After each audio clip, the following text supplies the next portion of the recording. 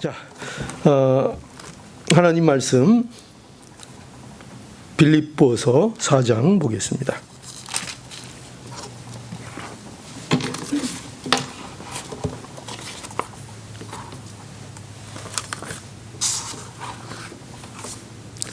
빌립보서 4장 4절에서 7절까지 보겠습니다. 하나님 말씀 이와 같이 기록되어 있습니다. 주 안에서 항상 기뻐하라. 내가 다시 말하노니 기뻐하라. 너희 관용을 모든 사람에게 알게 하라. 주께서 가까우시니라. 아무것도 염려하지 말고 오직 모든 일에 기도와 간구로 너희 구할 것을 감사함으로 하나님께 아뢰라. 그리하면 모든 지각에 뛰어난 하나님의 평강이 그리스도 예수 안에서 너희 마음과 생각을 지키시리라. 아멘. 오늘 이 본문은 성도의 삶에 대해서 말을 하고 있는 그런 본문입니다. 성도가 되었다는 것은 인생에 있어서 가장 큰 사건이 일어난 겁니다. 여러분들이 세상을 살다 보면 크고 작은 사건들을 인생 속에서 만나게 되잖아요. 어떤 일은 큰 일이다, 어떤 일은 작은 일이다. 우리가 이렇게 말할 수 있는데 우리의 인생 속에서 가장 큰 사건, 가장 큰 충격이 뭐냐? 그것은 우리가 예수 그리스도를 우리의 구주로 만나고 예수 그리스도를 믿게 된 이 사실이야말로 이것만큼 우리의 인생에서 큰 사건은 존재하지 않습니다. 가장 큰 사건입니다. 그래서 이게 얼마나 큰 사건인가 하면 이 사건을 우리가 당하면 여러분 세상에서도 그렇죠.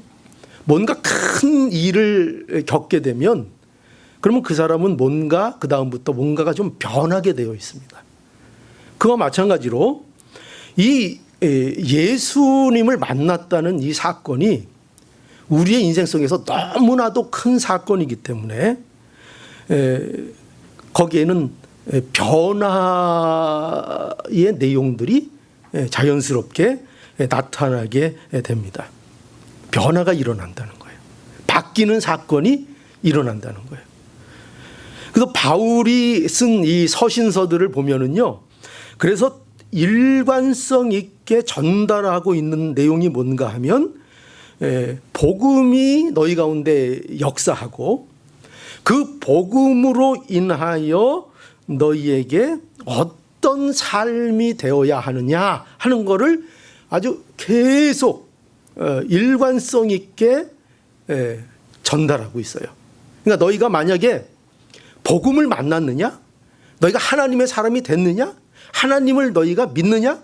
그러면 그 복음을 만난 너희들에게 있어서 반드시 삶의 변화가 삶 속에서 일어나야 한다. 그 변화의 사건이 일어나야 한다. 우리가 좀 비유가 적절할지 모르지만 세상에서도 그렇잖아요. 세상에서 우리가 큰 사건 아무래도 그런 거 뭐 있나 생각해 보면 우리가 사고를 당하면 그것도 큰 사건으로 남습니다. 그런데 특별히 어떤 분들은 교통사고 나게 되면 그 교통사고라는 것이 충격이 크잖아요. 그래서 몸에 데미지를 입게 됩니다. 어디가 아프게 되고 그렇죠? 치료를 해도 그 후유증이 오래 갑니다.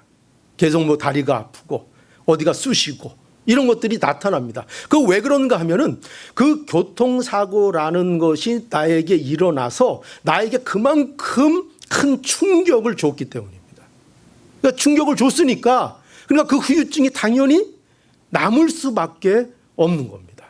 변화가 있는 겁니다. 뭔가 좀 안 좋은 예는 되지만 중요한 건 뭐냐면 변화가 반드시 뭔가 바뀌는 것이 우리 가운데 생겨져 난다는 것이죠. 그것처럼 우리가 복음을 만나면 우리의 삶이 변하고 우리의 생활이 변하게 되어져 나갑니다. 그래서 그러면 성도는 어떻게 살아야 하는가? 이제 이 문제가 중요한 문제죠. 우리는 어떻게 살아야 합니까? 그럼 우리는 어떤 변화가 우리 가운데 있어야 합니까? 하는데 오늘 이 본문에 보면 4절에 바울이 우리에게 아주 중요한 사실을 가르쳐 줍니다. 뭐냐면 4절에 한번 볼까요? 4절에 주 안에서 항상 기뻐하라. 내가 다시 말하노니 기뻐하라.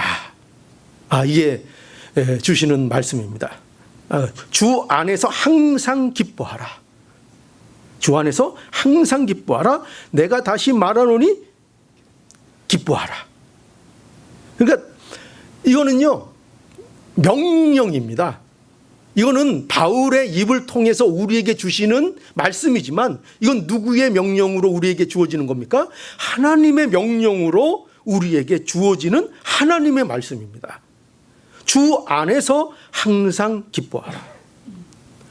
여러분, 이거는요, 이런 거 아니에요. 뭐냐면 무슨 세상을 살아갈 때에 낙천적으로 긍정적인 마음으로 살라, 그런 얘기 아닙니다. 그런 얘기가 아니라 여러분 보세요. 세상에서는요, 긍정적인 사람들이 있습니다. 원래 그런 사람들이 있습니다. 원래 낙천적인 사람들이 있습니다. 예수님을 몰라도 성격이 좋아서요, 낙천적이고 가능한 한 긍정적으로 사는 분들이 세상에도 있습니다. 그건 예수 몰라도 그렇게 되는 거예요. 왜냐하면 타고난 성품이 그러니까.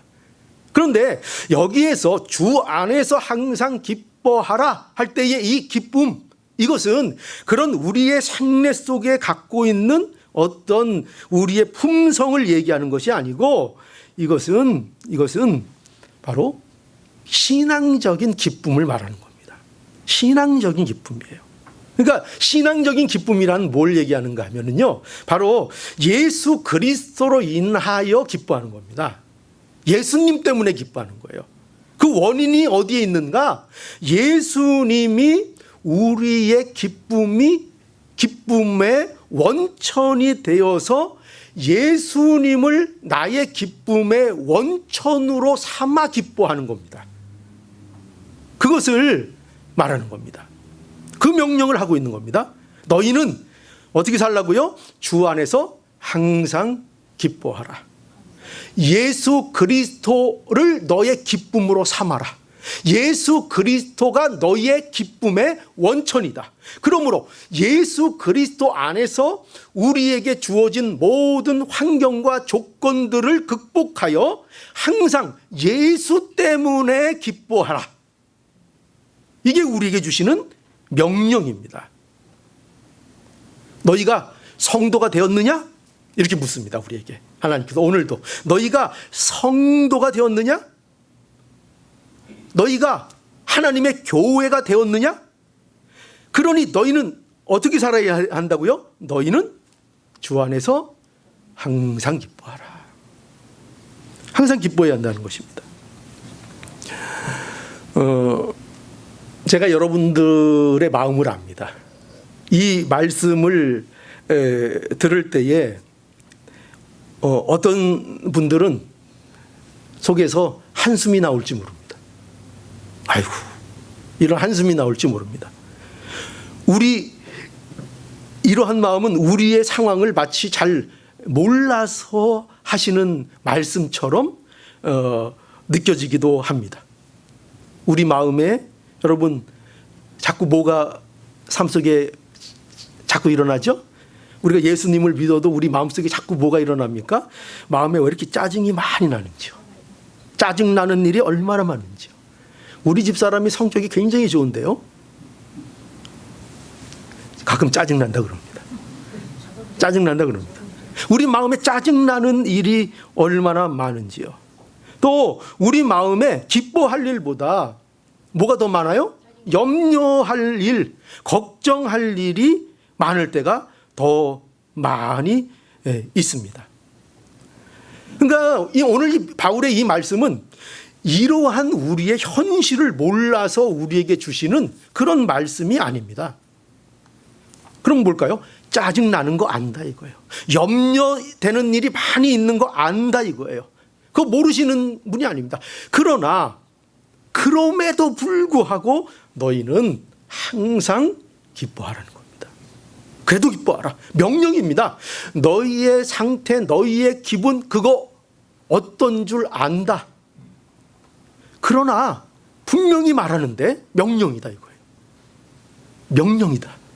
무조건 주 안에서 기뻐하라는 것입니다.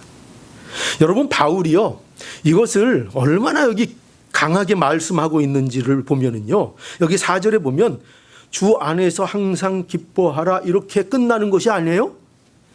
바로 뭐라고 또 반복하는가 하면 내가 다시 말하노니 기뻐하라 이렇게 말합니다.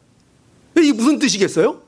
무슨 뜻인가 하면 너희는 이 고난 이렇게 늘 얘기한다는 거예요. 마음으로 이 고난 이러한 처지 이러한 형편 이것 때문에 우리가 어떻게 기뻐할 수 있습니까? 이렇게 우리는 늘 반문하고 싶다는 거예요. 그 마음이 우리에게 있다는 거예요. 그런 마음이 들지만 그럼에도 불구하고 내가 다시 너에게 말한다. 그죠? 주 안에서 항상 기뻐하라. 그러니까 반응이 뭐예요? 우리 마음속에 나타나는 반응이 뭐예요? 하나님 제 처지를 보세요. 이렇게 짜증나는 일이 많고 이렇게 염려되는 일이 많고 이렇게 걱정되는 것이 이렇게 많은데 어떻게 이 상태에서 제가 어떻게 항상 기뻐합니까? 라고 우리는 반문합니다. 그럴 때 뭐라고 하신다고요? 내가 다시 말하노니. 그러니까 우리에게 항상 하나님이 이렇게 말씀하십니다. 주 안에서 항상 기뻐하라. 어떻게 해요? 내가 다시 말하노니 내 사정 다 알고 내 고난 다 알고 내 짜증 다 알고 내 염려 다 알지만 그러나 내가 기뻐하라. 하나님의 명령입니다. 주 안에서 항상 기뻐하라. 바울이요 이러한 그 말씀을 우리에게 전해줄 때에 이 바울이 자기가 무슨 세상적으로 볼 때 기뻐할 만한 위치나 처지가 돼서 이런 말을 한 것이 아닙니다. 아까 장로님도 기도에 잠깐 말씀하셨지만 바울은 참으로 큰 고난 가운데 있습니다. 바울은 지금 이 편지를 어디에 써요? 이 편지를 쓰는 당시에 바울이 어디에 있으면서 기뻐하라는 편지를 빌립보 교회에게 쓰고 있는 줄 아세요? 거기가 바로 감옥 안이었습니다. 감옥 안에서 뭐 전하다가 잡혀 들어갔어요? 복음 전하다가 감옥에 잡혀 들어갔습니다. 자신의 장래가 불투명해요. 여기서 나갈 수 있을런지 여기서 죽을 수밖에 없는 건지 참으로 불안한 상태, 앞이 보이지 않는 상태, 어떻게 보면 억울한 상태, 그러한 그야말로 모든 불합리한 고난 가운데 바울이 놓여 있음에도 불구하고 그 안에서 바울은 뭐를 썼는가? 성도들에게 주 안에서 항상 기뻐하라. 내가 다시 말하노니 기뻐하라.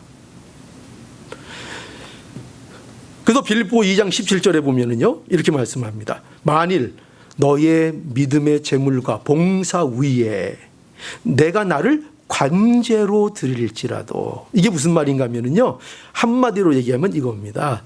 내가 목숨을 잃는다 해도, 이런 뜻입니다.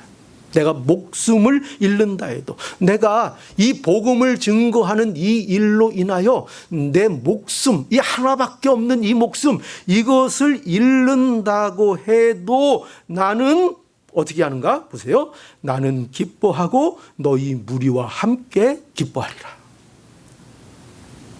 이것이 바울의 고백이었습니다. 그러니 이와 같이 너희도 기뻐하고 너희도 나와 함께 기뻐하라. 여러분, 너희도 기뻐하고 나와 함께 기뻐하라. 이 바울의 말은요, 이거는 무슨 지금 바울이 멋있는 말을 하는 게 아닙니다. 우리는 그럴 때 있잖아요. 뭔가 자기가 할 수도 없으면서, 그죠? 그죠? 멋있는 말을 하고 싶을 때가 있을 겁니다. 그런데 바울은요, 지금 이게 무슨 자신의 신앙을 뽐내기 위해서도 아니고, 자기가 무슨 멋있는 척을 하려고 하는 것도 아니고, 바울은 지금 감옥 안에서 진정한 마음으로 이 고백을 하고 있습니다. 너희도 기뻐하고 나와 함께 기뻐하라. 기뻐하라. 예수님께서도 뭐라고 하셨는가 하면은 요한복음 15장 11절에 보면은요, 기쁨에 대해서 이렇게 말씀합니다. 내가 이것을 너희에게 이름은 내 기쁨이 너희 안에 있어. 누구의 기쁨이요? 그리스도의 기쁨. 그리스도의 기쁨은 어디에서 왔을까요? 하나님으로부터 온 그 기쁨. 하나님으로부터 온 그 기쁨. 하나님 앞에 순종하는 그 기쁨. 하나님과 함께하는 그 기쁨. 그 기쁨이 너희 안에 있어 너희 기쁨을 충만하게 하려 함이니라. 그러니까 예수님은 이 세상에 무엇을 위해 오셨는가 할 때 우리에게 기쁨을 주시기 위하여 오셨다는 겁니다. 우리에게 참된 기쁨을 주시기 위하여 예수님께서 이 땅에 오셨습니다. 그러니까 여러분, 예수님께서 이걸 알아야 돼요. 뭐냐면 예수님께서 우리의 기쁨의 원천이 되어 주신 것입니다. 이게 복음의 중요한 내용입니다. 예수님이 우리의 기쁨의 원천이 되어 주셨습니다. 주 안에서 항상 기뻐하라는 것은 주님이 우리의 기쁨이 되어 주셨기 때문에 우리에게 주시는 말씀이라는 걸 알아야 합니다. 그죠? 우리 예수님은요, 우리가 할 수 없는 것을 요구하시는 분이 아니에요. 항상 우리에게 먼저 답을 주시고 우리에게 요구하시는 분이에요. 우리에게 뭘 주셨습니까? 우리에게 기뻐하라 이렇게 말씀하시면 우리에게 이미 뭘 주셨다는 말씀이죠? 기쁨을 주셨다는 거예요. 기뻐하라 그러면 내가 너희를 기쁘게 할 것이라는 하나님의 약속이에요. 그리고 그 기쁘게 하신다는 것은 내가 너희에게 기쁨이 되어서 너희가 기쁨의 사람들이 되게 하시겠다는 하나님의 약속입니다. 그러니 너희는 뭐 하라고요? 너희는 주 안에서 기뻐하라고 말씀하고 있는 거예요. 주 안에서 기뻐하라. 여러분, 만약에요 그렇지 않다면 우리에게 기쁨이 되어주시지 않고 우리에게 주 안에서 항상 기뻐하라, 너희도 항상 기뻐하라, 만약에 이 말씀을 우리에게 주신 거라면 그러면 이 말씀은 우리에게 슬픔만 줄 겁니다. 그렇지 않아요? 어떻게 해요? 아니 자꾸 짜증나는데, 자꾸 염려되고 걱정만 밀려오는데 자꾸 말씀은 자꾸 기뻐하래요. 자꾸 기뻐하래요. 그러면 아니 기뻐할 수 없는데 그러면 어떻게 됩니까? 그러면 우리 마음이 너무나도 슬퍼지겠죠. 어떡합니까? 그런데 하나님께서 어떻게 하셨다고요? 우리에게 이미 기쁨을 주시고 그리고 너희가 기뻐하라 말씀하신다는 겁니다. 그러니까 우리가 이걸 믿어야 되는 거예요. 이걸 믿는 게 믿음입니다. 예수님이 우리에게 무엇을 주셨다고요? 기쁨을 주셨다. 예수님이 우리에게 무엇이 되신다고요? 기쁨이 되신다. 예수님 그분이 우리의 기쁨이다. 그 기쁨의 원천이 우리에게 계시다. 예수님이 우리의 생명입니다. 예수님이 우리의 생명이니까. 예수님이 우리의 양식입니다. 예수님이 우리의 생수가 되셨습니다. 그러니 어떻게 하는 거예요? 기뻐하라.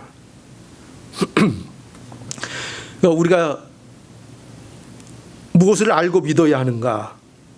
바로 하나님이 우리에게 성경을 통해서 뭔가를 말씀해 주실 때에는 그 답을 우리에게 주셨기 때문에 우리에게 명령하신다는 이 사실을 분명히 아셔서, 그럼 명령을 받을 때마다 여러분 우리가 기쁠까요? 슬플까요?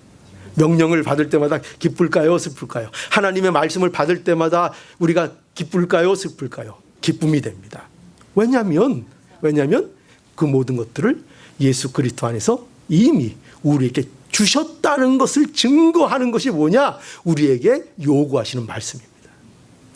사랑하라. 왜 우리에게 사랑하라고 말씀하신다고요? 우리에게 사랑이 돼 주셨으니까. 누가요?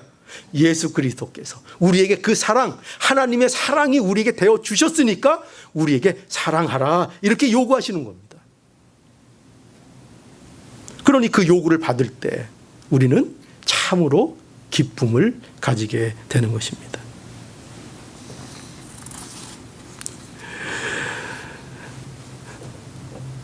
자, 그래서 우리는 첫 번째로 성도는 어떻게 살아야 하는가 할 때 주 안에서 항상 기뻐하는 삶을 반드시 살아야 합니다. 이게 명령입니다. 기뻐하라 했습니다. 명령인 줄 알고 우리가 기뻐하도록 해야 합니다. 기뻐해야 합니다. 또 성도는 어떻게 살아가야 하는가 할 때 오늘 본문 말씀 속에서는 이걸 얘기해줘요. 5절에 보니까 너희 관용을 모든 사람에게 알게 하라. 주께서 가까우시니라. 이렇게 말씀합니다.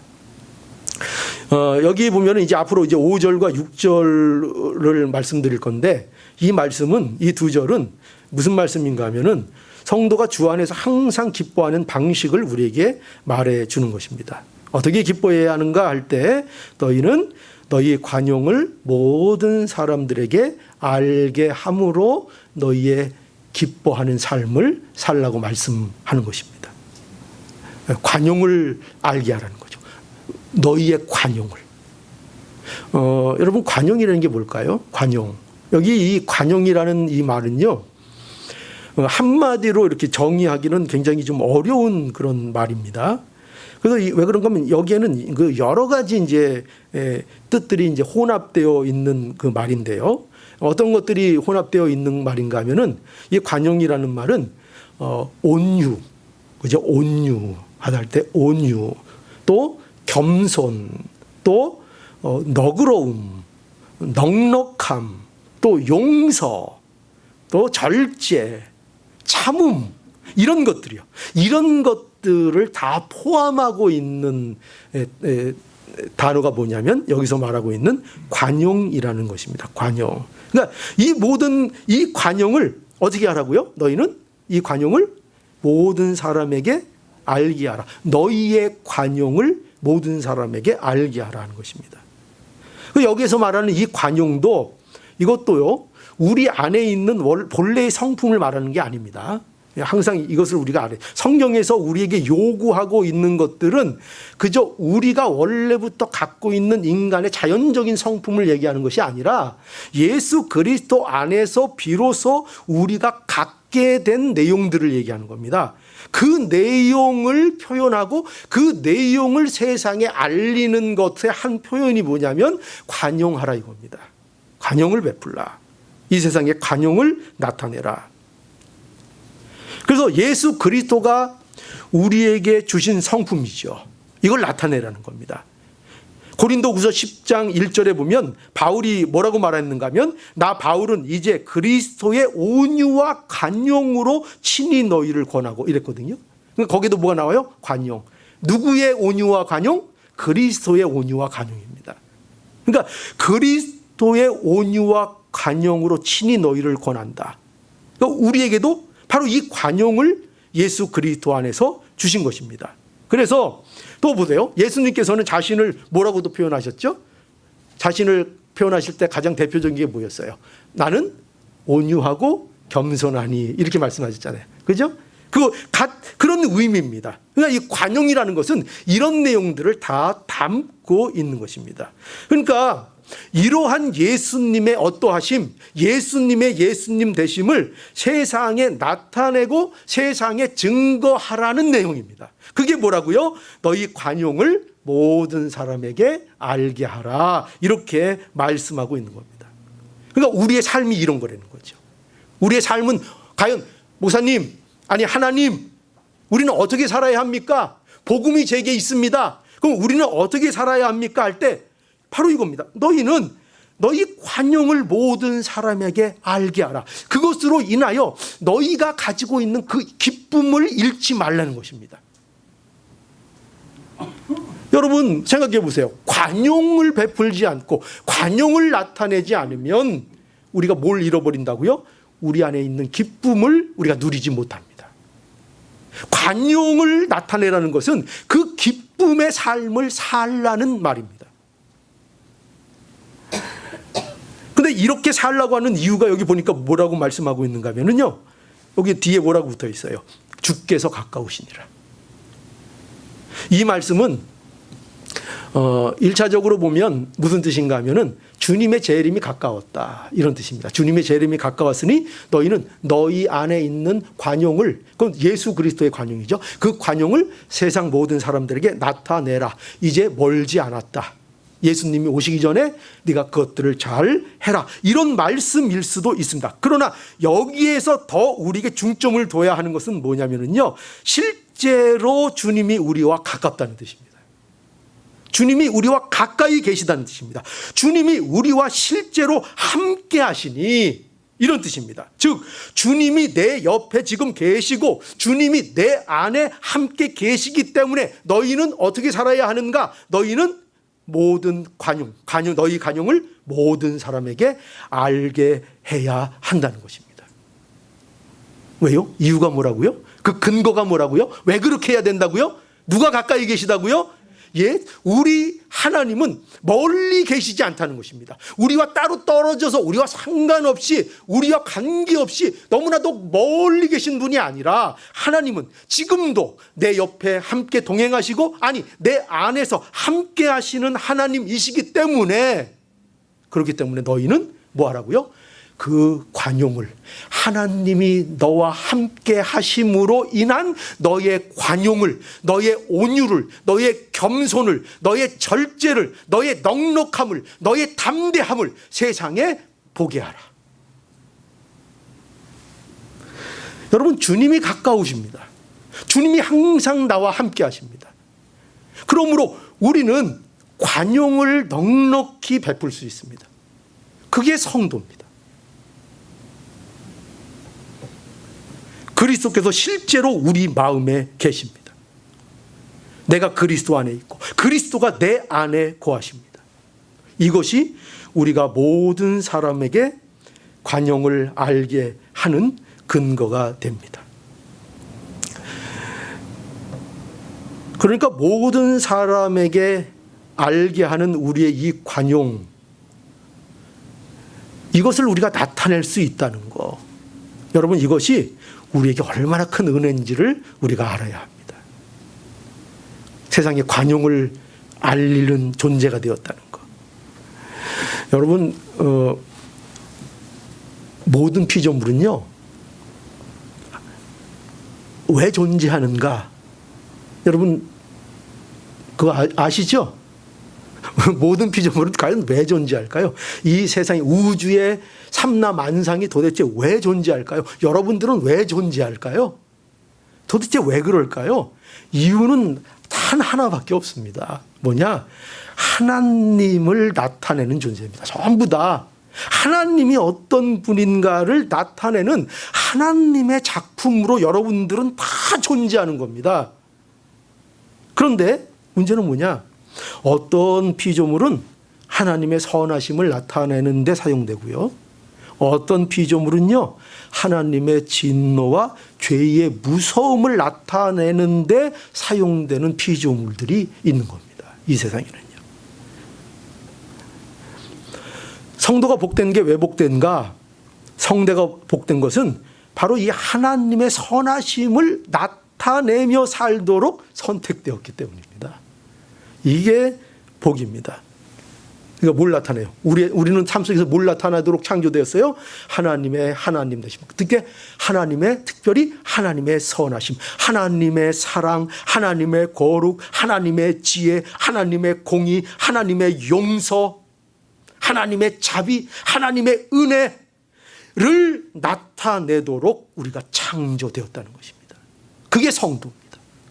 성도는 이것을 위해서 부르신 자들입니다. 이것이 너희 관용을 모든 사람에게 알게 하라는 하나님의 명령입니다. 성도들에게 주시는 명령입니다. 그러니까 우리가 성도가 되었다는 것은요, 새로 태어난 거죠. 새로 태어난 겁니다. 왜냐하면 이 문제는 새로 태어나지 않고는 해결이 안 됩니다. 성도는 완전히 이전의 사람과는 다른 존재가 된 것입니다. 성도가 되었다는 것은요, 이제 비로소 보게 된 것입니다. 뭘 보게 되었을까요? 우주 안에서, 이 우주 안에서 나라는 존재가, 어떤 어떤 위치에 있는지, 나라는 존재. 여러분들 항상 나라는 존재가 궁금하죠? 도대체 나라는 존재는 왜 나왔는가? 여러분, 이것을 성도가 되어야 비로소 알게 됩니다.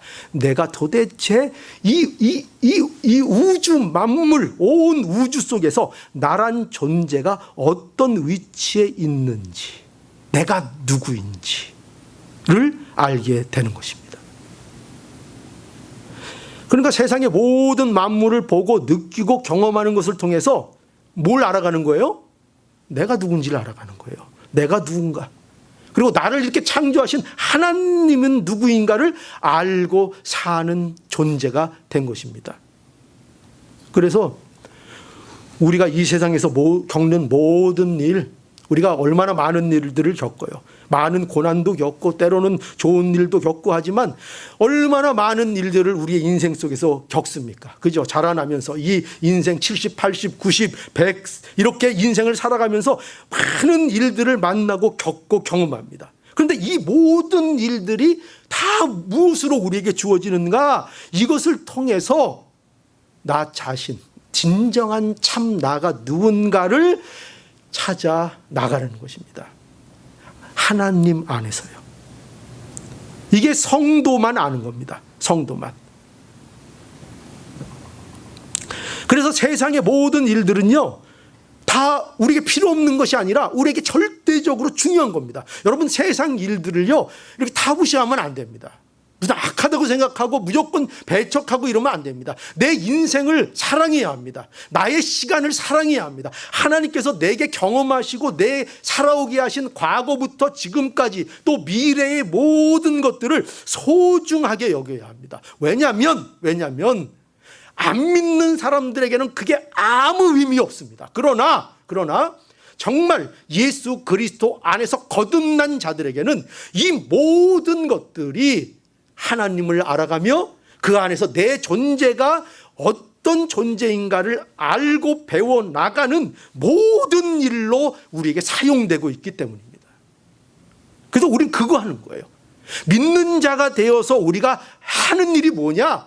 목사님, 도대체 난 뭘 하고 삽니까? 내가 복음을 아는데, 하나님을 믿는데 나는 뭘 하고 앞으로 삽니까? 어떻게 목적을 갖고 살아야 합니까? 할 때 뭐가 목적이면 돼요? 하나님 알아가라고요. 하나님. 세상 사람들은 거기에 아무 관심 없습니다. 내 존재가 무엇인지 아무 관심 없습니다. 아니, 관심이 있어도 알 수 없습니다. 그런데 성도가 되면 비로소 무엇이 되는가 하면, 비로소 내 인생 속에서 하나님께서 무엇을 해 나가시는가, 이 모든 인생 속에서 계속 그것을 깨달아 알게 만들어 주십니다. 그게 우리의 인생입니다. 그게 우리의 삶입니다. 그것이 성도의 삶과 세상 사람들과의 삶의 차이점입니다. 우리는 그래서 끊임없이 오늘도 하나님을 알아가며 우리의 인생 속에서, 그죠?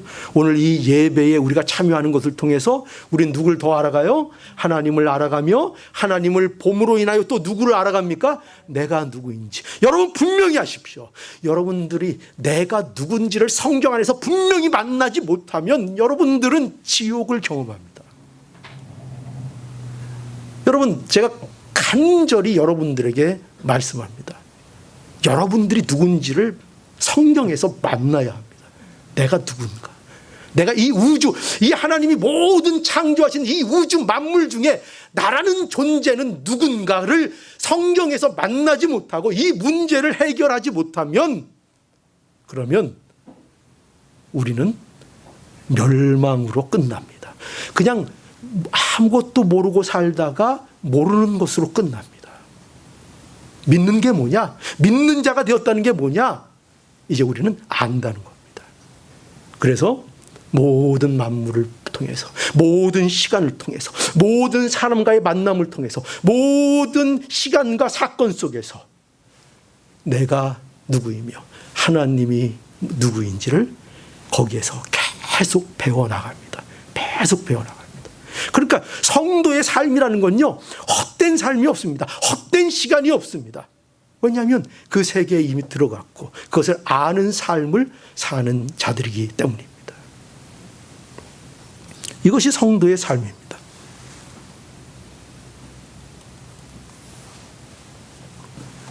내가 누구인지 어떤 존재이지 모르고 끝나는 불쌍한 삶이 되면 안 됩니다. 이 우주를 창조하신 것도, 시간과 공간 모든 만물을 창조하신 이유도 다 뭐라고요? 원래 그 의미가 뭐라고요? 하나님 알게 하려고. 그죠? 또 그 안에서 참된 내가 누군지를 알게 하려고 이 모든 것을 만든 것인데, 그런데 그것을 모르고 이 세상을 산다는 것은 그거야말로 헛된 삶을 사는 것입니다. 아무리 성공해도요, 아무리 행복하게 살고 아무리 기뻐하고 아무리 좋은 건 누리고 살아도 그것은 헛됩니다. 왜요? 인간이 원래 누려야 할 것, 알아야 될 것을 모르니까요. 자기를 모르고 죽는데요. 세상에 자기가 누군지를 확인하지 못하고 끝나는데요. 그것이 어떻게 복된 삶이 될 수 있겠습니까? 가장 복된 것은요, 하나님 알고 하나님 안에서 여러분을 확인하는 것이 복입니다. 그거 되지 않으면 모든 것이 필요 없습니다. 모든 것이 헛됩니다.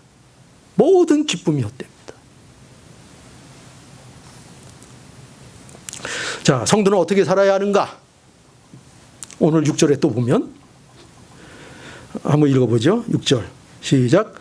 아무것도 염려하지 말고 오직 모든 일에 기도와 간구로 너희 구할 것을 감사함으로 하나님께 아뢰라. 자, 어떻게 살라고요? 아무것도 염려하지 마라. 아무것도 염려하지 마라. 여러분, 기쁨의 반대말이 뭐예요? 기쁨의 반대말. 보통 우리가 슬픔 이렇게 많이 생각을 합니다. 그것도 맞죠. 그러나 여기서 이 의미에서 보자면요, 기쁨의 반대는요, 염려입니다. 염려입니다. 근심하는 겁니다. 근심하는 것. 주 안에서 항상 기뻐한다는 것은요, 아무것도 염려하지 말라는 말과 같습니다. 이게 주 안에서 항상 기뻐하라 하는 겁니다. 우리가 주 안에서 항상 기뻐하는 삶을 위해서는 아무것도 염려하지 말고 모든 일에 기도와 간구로 모든 것을 감사함으로 하나님을 의지해야 합니다. 염려하지 말라는 거예요. 마태복음 6장 25절에서 34절의 말씀 속에서도 보면은 예수님께서 계속 말씀하신 게 뭐냐면은 너희는 염려하지 말라. 그러므로 내가 너희에게 이르노니 목숨을 위하여 무엇을 먹을까, 무엇을 마실까, 몸을 위하여 무엇을 입을까, 뭐 하지 말라고요? 염려하지 말라. 염려하지 말라. 또 27절에 보니까, 마태복음 6장 27절에 보니까 너희 중에 누가 염려함으로 그 키를 한 자나 더할 수 있느냐. 염려가 아무 필요가 없다는 거예요. 염려하지 않아도 되는 이유가 뭐냐? 염려는요, 아무런 유익이 안 된다는 거예요. 그래도 우리는 뭘 해요? 그래도 염려를 자꾸 해요. 그런데 성경은 분명하게 말씀합니다. 염려하지 말라. 염려는 아무 유익이 없다는 거예요. 염려한다고 변하는 건 없다는 거예요. 염려해서 변하면 염려 얼마든지 해도 좋아요. 그런데 염려해서 변하지 않아요. 우리가 염려하는 대부분의 일들은요, 그렇게 말하더라고요. 대부분 실제로 일어나지도 않는 일이래요.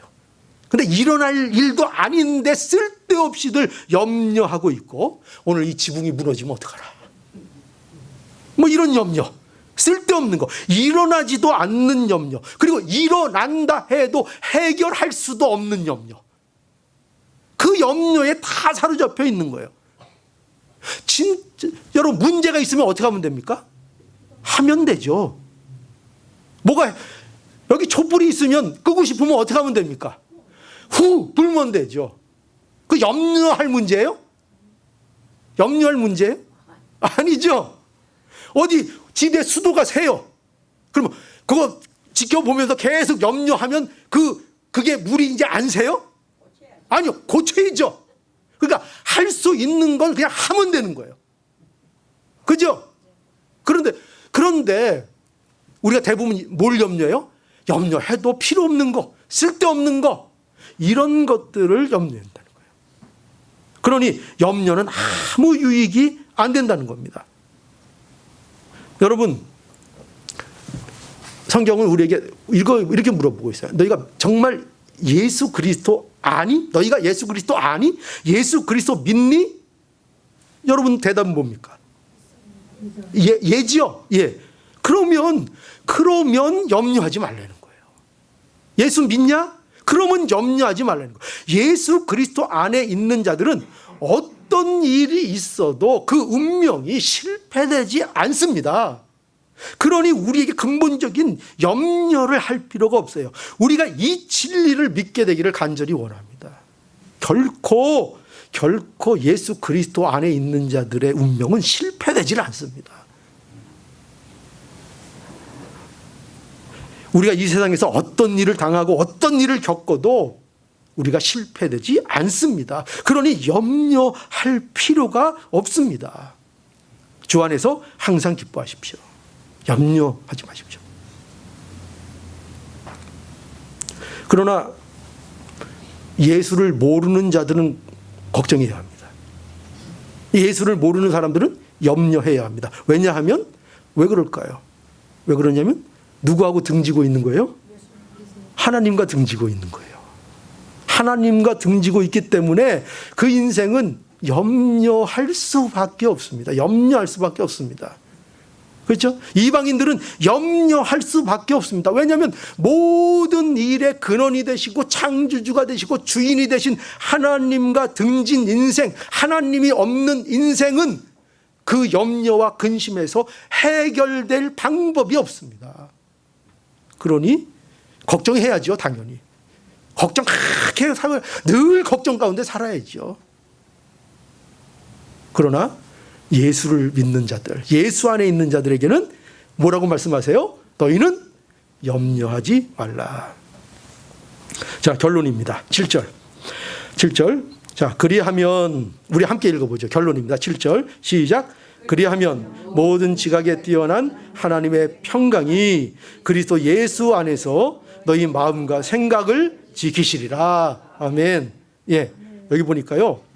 너희 관용을 모든 사람에게 알게 하면, 그리하면, 너희가 아무것도 염려하지 않고 모든 일에 기도와 간구로 하나님 앞에 감사함으로 나아가면, 그리하면, 그럼 어떻게 된다고요? 그리하면 모든 지각에 뛰어난 하나님의 평강이 그리스도 예수 안에서 너희 마음과 생각을 지켜주신다.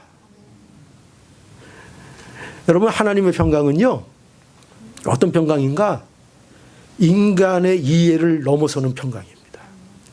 인간은 이게 어떻게 평강이 있을 수 있지? 인간의 생각으로는 도무지 이해할 수 없습니다. 그런데 거기에 평강이 넘칩니다. 우리 세상의 지식으로는 이해할 수 없는 모든 지각을 뛰어넘는 하나님의 평강, 그 평강이 여기 표현이 재밌습니다. 그리스도 예수 안에서 너희의 마음과 생각에, 여기 지키시리라 이런데 이건 군사적인 용어인데, 너희 생각과 마음에 보초를 세우실 것이다, 이런 뜻입니다. 뭐가요? 하나님의 평강이. 왜 보초를 세우죠? 왜? 지켜주시기 위해. 지킨다는 겁니다. 보호해 주신다는 겁니다. 우리가 뭘 잃지 않도록?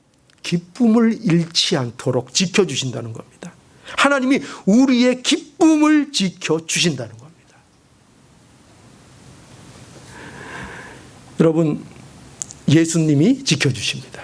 우리의 기쁨을 누가 지켜주세요? 예수님이 지켜주십니다.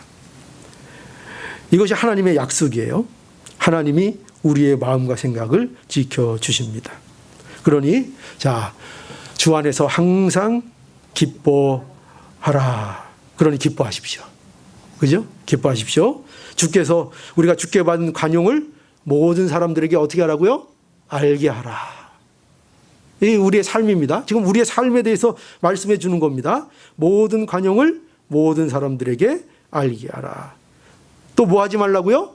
염려하지 말고 모든 일에 기도와 간구로 감사함으로 기도하라. 자, 오늘 본문에서 세 가지, 성도의 삶, 세 가지로 그러니까 정리할 수 있죠. 첫째, 뭐 하라고요?